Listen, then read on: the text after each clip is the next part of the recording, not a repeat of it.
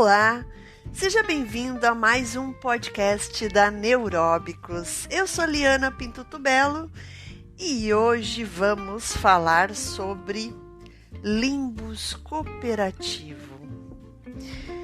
Este podcast é um oferecimento da Universidade do Brincar, um portal de conhecimento em educação que funciona no modelo Netflix. Acesse novas ideias, novas estratégias, rotinas, inspire-se e invista no seu crescimento pessoal e profissional. Assine agora no www.universidadedobrincar.com.br. Hoje, então, vou falar sobre cooperação, sobre esse movimento humano de ser cooperativo, que parece se contrapor à competição e ao individualismo. Então eu vou trazer como funciona esse cérebro cooperativo e como esse fenômeno provavelmente aconteceu, no desenvolvimento do cérebro humano. Como se deu essas mudanças, essas transformações. Para isso, a gente vai fazer um pequeno passeio aos primórdios, à pré-história, Então, nos primórdios, o ser humano possuía comportamentos que se baseavam na exclusiva sobrevivência. Ou seja, eram capazes de matar por alimento ou de se defender, e defender sua prole. O instinto natural nos capacita a desempenhar ações que muitas vezes não racionalizamos, apenas executamos, com o propósito de conquistar algo ou sobreviver a algo. De onde vem essa pulsão, De onde vem esse instinto? Geneticamente, somos programados para autoproteção e autodefesa, como a maior parte dos seres vivos. Então, vou trazer um estudo antropológico e neuropsicológico do psicólogo britânico, pesquisador do comportamento violento dos seres humanos e autor do livro Anatomia da Violência: As Raízes Biológicas da Criminalidade.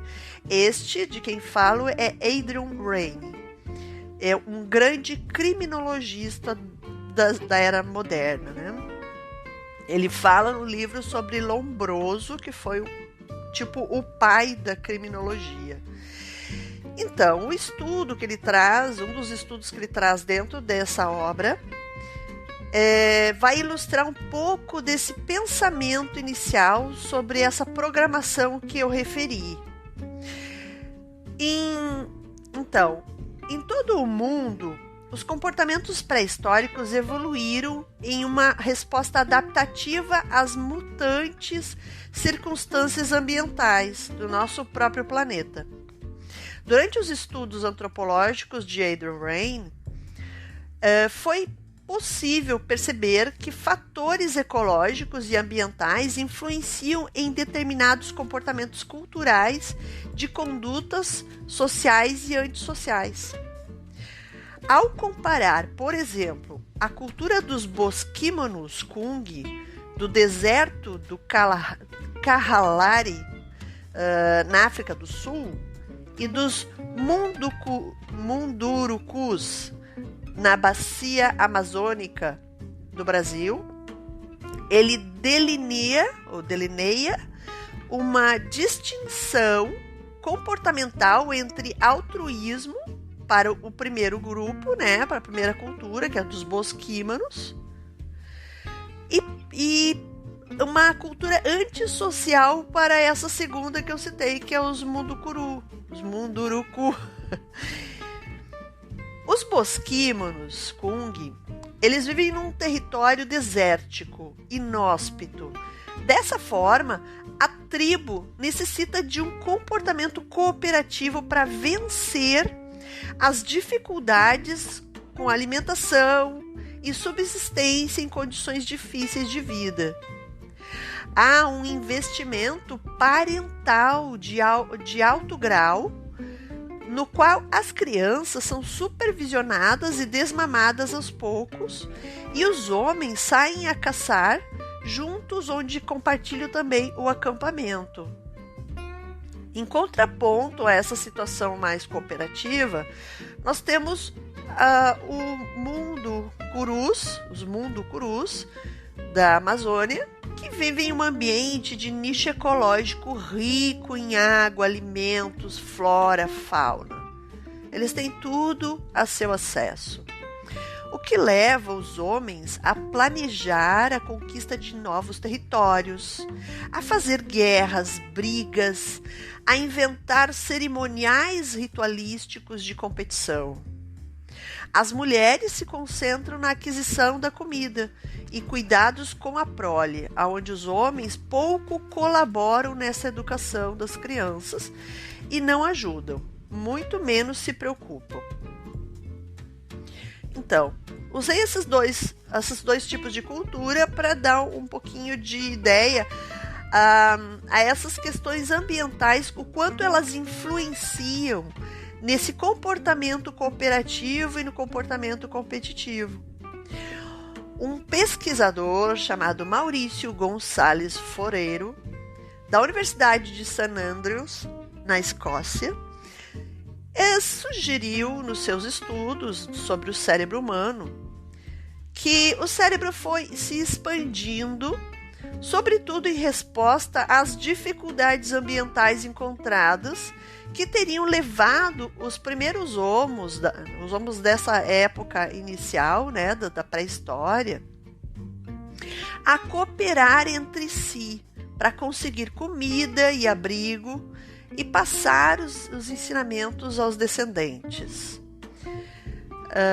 A descoberta desafia uma teoria popular de que, segundo o qual o órgão do pensamento, ou seja, o cérebro, cresceu à medida que as interações sociais entre os humanos foram se tornando cada vez mais complexas. É mais provável que o grande cérebro humano se origine de uma cultura cumulativa e solucionadora de problemas ecológicos do que da socialização, conforme esses pesquisadores. Por outro lado, desde os hominídeos australopitecos, há quase 10 milhões de anos atrás, o cérebro do Homo sapiens triplicou de volume em centímetros cúbicos, sendo que os australopitecos tinham em torno de 400 milímetros cúbicos e já os Homo sapiens de 40 mil anos atrás já apresentavam 1.200 centímetros cúbicos. Então é um grande desenvolvimento e evolução desse cérebro, sendo que o nosso terceiro cérebro, que é o neocórtex, é o cérebro frontal, né? É toda a parte do córtex frontal e superior. Ele veio nesse desenvolvimento a crescer. Quando antes, lá no tempo dos australopitecos, a gente tinha mais o tronco encefálico desenvolvido, que é o reptiliano, e o segundo cérebro, que seria o sistema límbico, o sistema que hoje nós chamamos de sistema envolvido com as emoções, com a memória. Então, essa evolução e esse ganho de volume repercutiu em um crescimento corporal mais lento. Houve, então, uma involução no sentido de ter um crescimento das demais partes do corpo mais lentamente, e é uma dependência na infância a seus pais, por um tempo muito maior do que os demais animais, né? Muitos animais já saem do ventre materno e já começam a andar e já aprendem a comer e vão se virando. O homem não, o homem é altamente dependente dos seus pais ou de cuidadores para sobreviver, criando então dessa forma as culturas sociais, o que aumentou a capacidade de aprender com seus pares na relação, na interação entre os homens e o ambiente desafiador. No episódio de neuroplasticidade, eu falo sobre a neuroplasticidade transpessoal, que é a que mais se vem estudando, onde se percebe que a gente, interagindo cérebros com outros cérebros, a gente aprende muito, né? Nessa interação interpessoal, que depende também de uma interação intrapessoal inicialmente. Bom, Gonçalves Foreiro, ele se juntou a um outro pesquisador chamado Andy Gardner para calcular matematicamente as consequências dos problemas ecológicos e sociais no crescimento cerebral. E assim, os desafios sociais também foram introduzidos para testar a influência no crescimento cerebral da cooperação e da competição entre indivíduos e grupos. Então, eles fizeram testagens e cálculos sobre a implicabilidade dos desafios ecológicos e sociais sobre os comportamentos cooperativos e competitivos entre os indivíduos e os grupos. E o que eles conseguiram observar com esses estudos? Curiosamente, a cooperação foi associada a um declínio no tamanho do cérebro. Destacaram os pesquisadores com isso que provavelmente porque permite aos indivíduos contar com os recursos dos demais desse grupo cooperativo, acaba por poupar energia e desenvolver cérebros menores. E a capacidade de aprender habilidades com os outros, ao invés de ter que descobrir tudo por si próprio, acaba por fazer da aprendizagem social e cultural um veículo com maiores resultados em se tratando do desenvolvimento do cérebro humano e do aumento em volume cúbico. Interessante, né? Mas o sistema límbico é a principal região encefálica implicada na cooperação. Pois os cérebros, os seres humanos, precisam se colocar no lugar do outro, sentindo empatia e imitando seus iguais para construir um comportamento cooperativo. O lobo límbico, então, é uma área descoberta por Paul Broca, que é o mesmo neurocientista que descobriu a área da linguagem falada, que recebeu o nome dele, né? A área de Broca. Então, Paul Broca foi descobrindo essa área chamada lobo límbico e que ela possui um grupo de áreas corticais distintas do córtex circundante, cujo significado etimológico latino para ele é limbus. Limbus quer dizer borda. Então, formando um anel ou borda ao redor do tronco encefálico, que é a base do nosso cérebro, que é o nosso cérebro reptiliano, nosso cérebro neurovegetativo, o que cuida das funções vitais do nosso organismo. Então, o lobo límbico ele faz uma borda, né? Ele faz como se fosse uma cápsula em volta do tronco encefálico, ficando também ao redor do corpo caloso, que é a região do cérebro que comunica as informações, né? E a comunicação entre hemisfério direito e hemisfério esquerdo.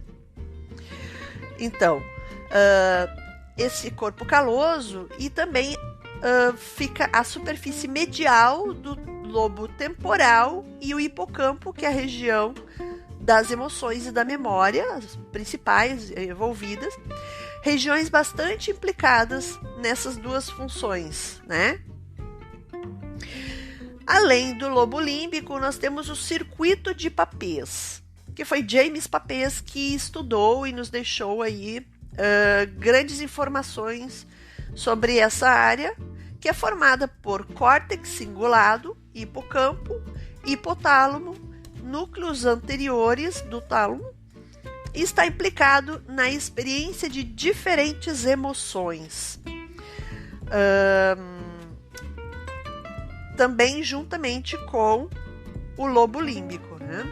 Então, o lobo límbico junto com o circuito de Papez é o que nós vamos chamar de sistema límbico, que é o segundo cérebro de Paul MacLean, que foi um fisiologista americano que definiu os 3 cérebros, como o primeiro cérebro sendo o reptiliano, o tronco encefálico, o segundo cérebro sendo o sistema límbico, e o terceiro cérebro ele chamou de neocórtex, que é o cérebro evoluído dos Homo sapiens. Já Alexander Luria, o nosso pai da neuropsicologia, que foi discípulo e partilhou pesquisas junto com Lev Semenovich Vygotsky, né, e Leontiev, ele definiu esses 3 cérebros como primeira unidade luriana, que é o tronco encefálico, responsável por comandos como tônus e equilíbrio. Dentro dos estudos de neuropsicomotricidade, a gente trabalha muito com essa visão, que é a visão luriana.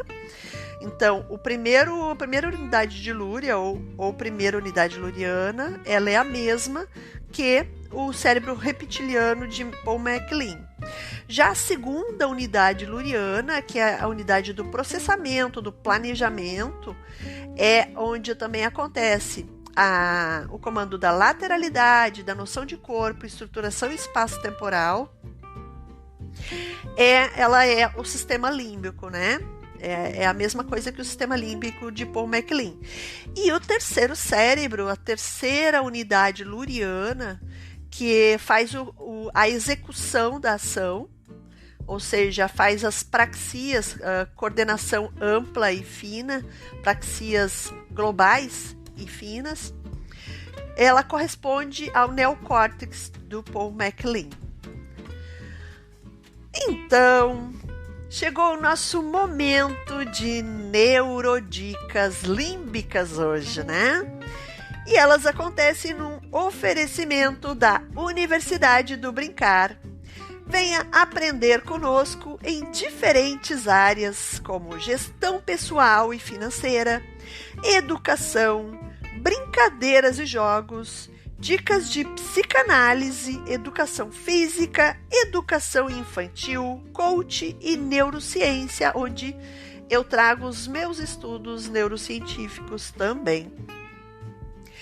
Faça sua inscrição mensal por R$ 59,90 ou semestral com um descontão. Acesse o link agora no Universidade do Brincar, www.universidadedobrincar.com.br, a única universidade da ciência do brincar. Vamos então às nossas neurodicas cooperativas de hoje. A primeira, escuta mindful. O que é isso? Escutar e falar com atenção plena. Ou seja, exercite o diálogo e a conversa sem a interferência de celulares e telas. Quando estiver com alguém, simplesmente esteja com esse alguém. Converse, olhe nos olhos da pessoa, escute e também fale. Fale de suas emoções, das suas coisas vividas, das experiências que teve no dia de hoje. Faça isso com seu marido, com seu namorado, com a sua namorada, com sua esposa. E também, principalmente, com as crianças, com seus filhos, com seus alunos. Aprenda e exercite a escuta. É algo que está muito em falta, em déficit na humanidade. A gente fala demais e escuta de menos. Neurodica número 2. Comunicação mais positiva e assertiva e com expressões de sorriso ao falar com as pessoas. Seja menos negativo. Traga à comunicação das pessoas as coisas boas, as coisas que funcionam, principalmente no mundo que estamos vivendo atualmente. Precisamos de positividade. Isso ajuda a nos tornar mais cooperativos uns com os outros. Neurodica número 3. Numa discussão, respire e espere. Conte até 10 para falar com a outra pessoa que discute com você. Sorria. Sempre sorria. Isso funciona muito. Neurodica número 4. Jogue. Jogue jogos de cooperação. Brinque. Brinque com brincadeiras de solidariedade, de cooperar, sem que tenha que um ganhar do outro. Eles auxiliam nesse sentir generosidade, de forma lúdica e acolhedora. Neurodica número 5, que é a nossa última neurodica de hoje, porque é uma dinâmica ou uma brincadeira que eu gosto de fazer.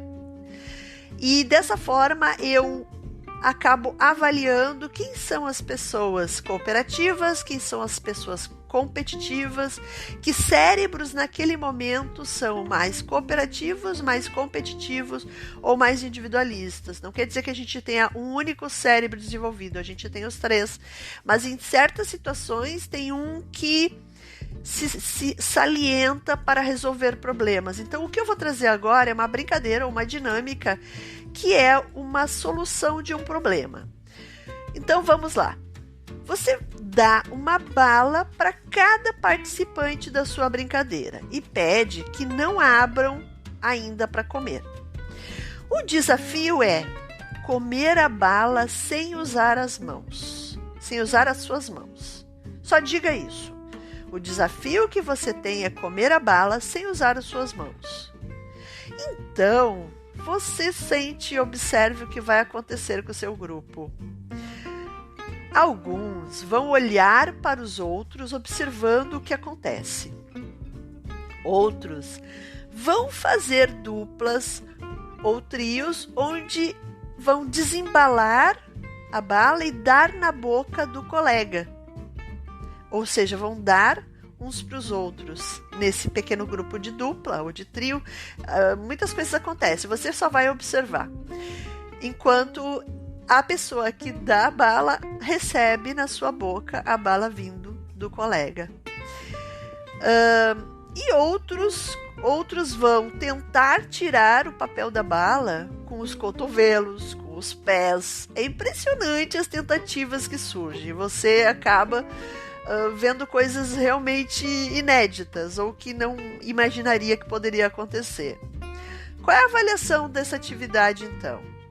Aqueles que tentam abrir sozinhos possuem um pensamento individualista. Eles estão usando mais o seu cérebro reptiliano, ou seja, a primeira unidade de Lúria. Aqueles que formaram duplas ou trios e deram a bala na boca dos colegas, a bala que tinham, né? Desembalaram e deram na boca dos colegas, recebendo também na sua a bala vinda dos seus amigos ali, da sua dupla ou do seu trio. Eles são os cérebros cooperativos, porque aprendem a, junto com o outro, resolver o problema. E aqueles que ficaram a observar os outros antes de decidir o que iriam fazer para resolver o problema são os cérebros mais racionais. Esses são os cérebros competitivos. Então, espero que você tenha apreciado as minhas dicas, as minhas neurodicas de hoje e esse pequeno estudo baseado no livro de Anatomia da Violência, de Aidan Rain, foi o pesquisador que eu citei, e também de Mike Baer, que é Neurociência Descomplicando o Sistema Nervoso, né? Que é uma das nossas grandes bíblias atuais para quem estuda neurociência. Até o próximo podcast, que acontece amanhã. Hoje é quarta-feira. Quem estiver assistindo em outros dias, não há nenhum problema disso, mas todos os podcasts são gravados nas quartas e quintas-feiras. Então, até o próximo podcast. Beijos lúdicos!